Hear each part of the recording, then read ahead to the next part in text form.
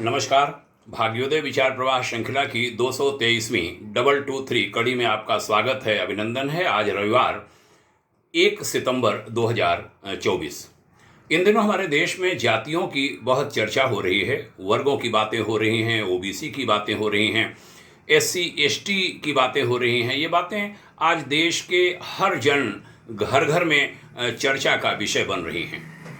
हमें अपने सामाजिक जीवन में बहुत से लोगों से विचार विनिमय का अवसर मिलता है। पिछले दिनों माननीय सर्वोच्च न्यायालय के आदेश और उसके बाद भारत सरकार के निर्णय की बातें भी लोगों में खूब चर्चा का विषय बनी हैं। एक यह विषय भी अनेक मस्तिष्कों में तैर रहा है कि पीछे की शताब्दियों का छोड़ दीजिए, आज़ाद भारत में इन सभी वर्गों को बहुत सारी सुविधाएं, अनेक विकास योजनाएं और विशेष आरक्षण आदि देकर शिक्षा तथा नौकरी के ढेरों अवसर प्रदान करने के बाद भी यह पिछड़ापन क्यों है। आज जब हम भारत की आज़ादी के बाद एक सदी पूरी करने वाले हैं, तब भी यह जाति जाति पिछड़ा पिछड़ा की इतनी बातें क्यों हो रही हैं। क्यों नहीं वे सारी सुविधाएं नीचे के वंचित वर्गों तक पहुंच रही हैं।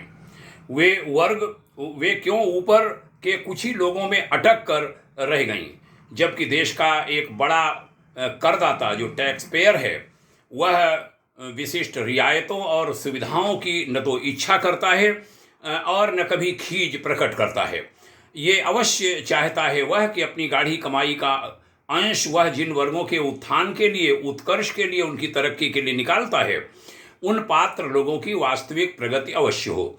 जब ऐसा होता नहीं दिखता और नीचे पड़ा वर्ग जस का तस वंचित अवस्था में ही निरंतर दिखलाई पड़ता है, तब न केवल उस करदाता को पीड़ा होती है, बल्कि समूचा देश बड़ी तकलीफ की अनुभूति करता है। इस चिंतन मंथन मनन अवलोकन के दौरान भारत के अतीत से जुड़े कुछ सवाल भी खड़े हुए, जिनकी आज हम यहाँ चर्चा करना चाहते हैं। जो बातें आगे कही जा रही हैं, वे अनेक प्रश्न खड़े करती हैं कि हम क्यों पिछड़े रह गए और कब तक पिछड़े बने रहेंगे। 300 वर्ष तक भारत के बड़े भूभाग पर शासन करने वाले होलकर की जाति से आने वाले धनगर और सिंधिया के कुनबे वाले आज पिछड़े वर्ग के क्यों कहे जाते हैं। उन महाराजा विक्रमादित्य हेमराज के वंशज आज पिछड़े क्यों हैं, जिन्होंने लंबे समय तक अखंड भारत पर राज किया। वह मौर्य साम्राज्य आज पिछड़ा है, दलित है, वह क्यों है, जिनके वंशजों ने पीढ़ियों तक बंगाल की खाड़ी से लेकर पर्शिया तक की सीमा तक अखंड भारतवर्ष पर राज किया। महापद्मनंद और धनानंद का वंशज नाई समुदाय आज पिछड़ा है, जो भारत के सबसे शक्तिशाली राजा महाराजा होते थे। हिंदुओं के सबसे पवित्र ग्रंथ रामायण के रचयिता महर्षि वाल्मीकि के वंशज आज अछूत कैसे हो गए या कैसे हो सकते हैं। महर्षि वेदव्यास की माता और मछुआरा समुदाय से आने वाली रानी सत्यवती के वंशज भी आज पिछड़े वर्ग के कहलाते हैं, जिनके बच्चे हस्तिनापुर पर राज करने वाले कौरव और पांडव अखंड भारत के सबसे महान योद्धा थे, चक्रवर्ती सम्राट थे। उस आदिवासी कन्या शकुंतला का समुदाय भी आज अनुसूचित जनजाति में काउंट होता है, जिनके पुत्र भरत के नाम पर इस देश का नाम भारत पड़ा। महर्षि वेदव्यास, महर्षि वाल्मीकि, आचार्य विदुर, सम्राट चंद्रगुप्त, सम्राट अशोक जैसे और भी अनेक उदाहरण हैं, जिनके वंशज और स्वजातीय लोग आज स्वयं को अनुसूचित जाति, अनुसूचित जनजाति और पिछड़ा वर्ग का बताकर अपने साथ शोषण, दमन और अत्याचार हुआ बताते हैं। अब सवाल यह उठता है कि क्या इतने लंबे समय तक राज करने वाले इन वर्गों के राजाओं ने अपनी जाति बिरादरी वालों पर स्वयं ही अत्याचार किया या हो जाने दिया, अथवा उनको पढ़ने और बढ़ने नहीं दिया, उन्हें हजारों वर्षों तक अनपढ़, गंवार और शोषित बनाए रखा। भगवान कृष्ण के वंशज होने का दावा करने वाले, आज भी बड़ी बड़ी जमीन जायदाद वाले, हर तरह से संपन्न यदुवंशी अंततः पिछड़े कैसे हो गए, ये सवाल समाज में उठ रहे हैं। मध्यकाल में बहराइच से नेपाल तक बड़े भूभाग पर राज करने वाले पासी समाज के भाई बहनें आखिर दलित कैसे हो गए। मध्यकाल में प्रसिद्ध पालवंशी राजाओं के वंशज पिछड़े कैसे हो गए। इतिहास में चंवरवंशी राजाओं का जिक्र है, जो आज दलित कहे जाते हैं। गौर, गुर्जर, मीणा, जाट, वर्मा, गोंड आदि वर्गों के राजा सब बड़े लंबे समय तक शासक रहे इस देश में। देश के इतिहास में इनकी बड़ी छाप है। लेकिन ऐसा क्या हुआ कि मुगल आक्रांताओं के शासनकाल और उसके बाद अंग्रेजी शासनकाल की गुलामी के बाद ये सारे वर्ग विभाजित होकर वंचित, शोषित और पीड़ित कहलाने लगे? क्या किसी ने ये विचार किया कि कहीं विदेशी आक्रांताओं ने ही हिंदू सनातन समाज में फूट डालने के लिए तो इसका अंकुरण नहीं किया? परतंत्रता से निकलने के बाद भी विभाजन की दोधारी तलवार से समस्त हिंदू समाज को काटने की रणनीति के चलते ही 1947 के बाद इस विभाजन को और गहरा किया गया। अन्यथा ये कैसे संभव है कि तुम लंबे समय तक राज भी करो और विदेशी नेक्सस के फैलाए जाल में फंसकर विक्टिम भी बन जाओ?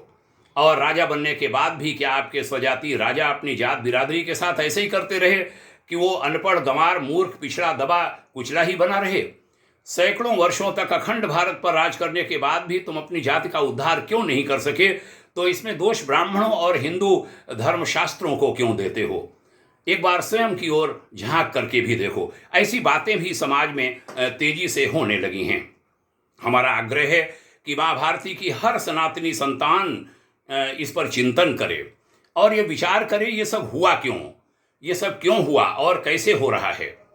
क्यों छोटी सी जातियां, थोड़े से वर्ग की जातियां जो शायद दहाई में थीं वह सैकड़े नहीं हजार में हो गईं और अब भी बढ़ती चली जा रही हैं? कौन बांट रहा है इनको? कौन है जो नीचे तक सारी योजनाओं का लाभ नहीं पहुंचने दे रहा? ऐसे तो कभी नहीं हो पाएगा जब कुछ ही वर्ग में वो सारी की सारी सुविधाएं रह जाएंगी और उनको देने की बात जब की जाती है तब जो पा रहे हैं उनको पीड़ा होती है। तब ये सवाल उठता है कि क्या ऐसा तो नहीं कि अतीत में जब राज किया तब भी ऐसे ही होता रहा हो जैसे आज हो रहा है?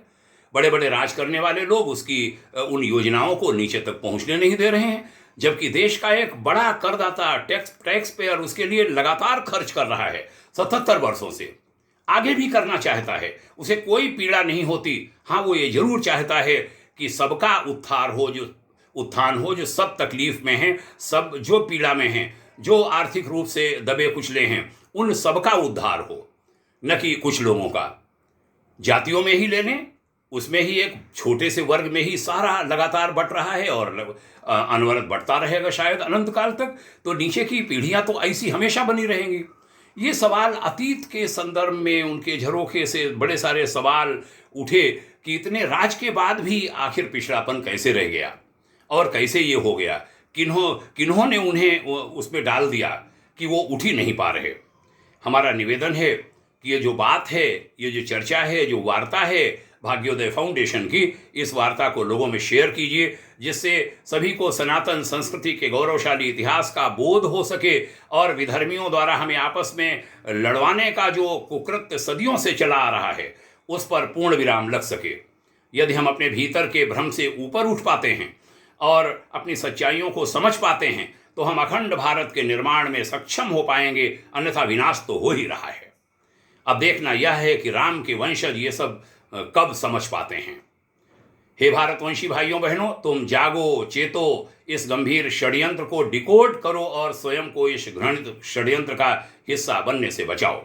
यही निवेदन करते हुए आज की चर्चा को विराम देता हूँ। पुनः आपको प्रणाम करता हूँ। इस वार्ता का उद्देश्य कहीं किसी को दिल दुखाना, किसी को तकलीफ पहुँचाना, किसी को नीचा ऊंचा दिखाना नहीं है। इस वार्ता का केवल एक उद्देश्य है कि हमारे जो वास्तव में वंचित वर्ग के लोग हैं वह सब ऊंचे उठें। थोड़े से ही लोगों में सत्ता थोड़े से ही लोगों में रह जाती है, उसका लाभ थोड़े से ही लोगों में रह जाता है। 1947 से अब तक हो रहा है।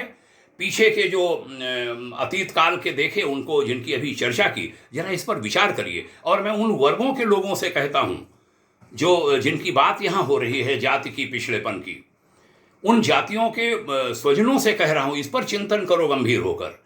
कौआ कान ले गया, वो फला ने तुम्हें नीचा गिरा दिया, वो फला उठता रहा, इस पर मत पड़ो। जरा गंभीरता से सोचो तो शायद सही मार्ग निकलेंगे। नहीं तो आलोचना प्रत्यालोचना, एक फिर उसका लाभ लोग उठाते हैं, राजनीतिक पार्टियां लाभ उठाती हैं एक दूसरे को तोड़कर। अंग्रेजों ने वही किया, बाद में भी लोग यही कर रहे हैं और जाति धर्म पिछड़ा खूब कर रहे हैं। और कभी उद्धार नहीं होने वाला है। सच कहता हूं, कभी नहीं होने वाला है। यदि हम समझदार नहीं हो पाए, हम समझदार हो गए तो ये जो तोड़ रहे हैं इनसे हम बचा पाएंगे अपने आप को। और सही दिशा हमें मिल पाएगी, सही दिशा हम देश को दे पाएंगे। आइए इस दिशा में बढ़ें, अवश्य इस चर्चा को लोगों में साझा करिए। प्रणाम। जय हिंद, जय भारत, जय सनातन। ओम शांति।